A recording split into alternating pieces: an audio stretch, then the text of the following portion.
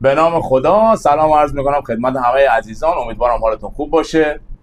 امروز اومدیم در رابطه با کلاچ خودرو صحبت بکنیم. سیستم کلاچ در گیربکس های دستی به صورت اعمال نیرو توسط پای چپ هستش که همین هم باعث خستگی و بالا رفتن هزینه های تامین نگهداری میشه. بزرگترین مشکل و عیب در سیستم کلاچ عدم راحتی راننده، خستگی در حین رانندگی، پارگی سیم کلاچ، صفر شدن کلاچ به مرور زمان و همچنین با سیستم کلاچ معمولی امکان رانندگی برای معلولین عزیز وجود نداره. راه حل این مشکل چیه؟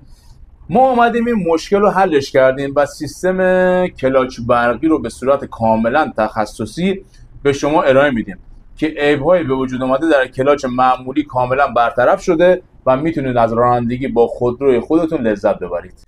یه نکته در رابطه با نصب سیستم بهتون بگم که نصب سیستم به این صورت هستش که از خودروی شما به صورت فابریک هیچ کم نمیشه، یعنی پدال کلاچ سر جای خودش قرار میگیره، سیم کلاچ باز نمیشه، گیربکس خودرو باز نمیشه.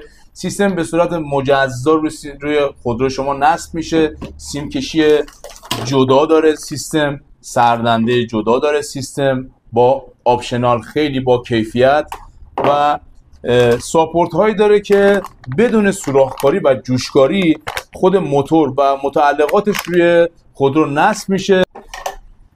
سیستم یونیت جدا داره، یعنی یه فرماندهنده جدا داره که اصلا هیچ خللی در عملکرد ECU خودرو ایجاد نمیکنه، یعنی در روند کارکرد موتور هیچ تأثیری منفی ایجاد نمیکنه این سیستم و یه آپشن جدید به ماشین شما اضافه میشه برای رانندگی راحت‌تر و بهتر. در رابطه با عملکرد شرکت میخواستم یه صحبتی بکنم. شرکت اهاکو که روز به روز داره سیستمش رو آپدیت میکنه با مهندسین خبره‌ای که داره.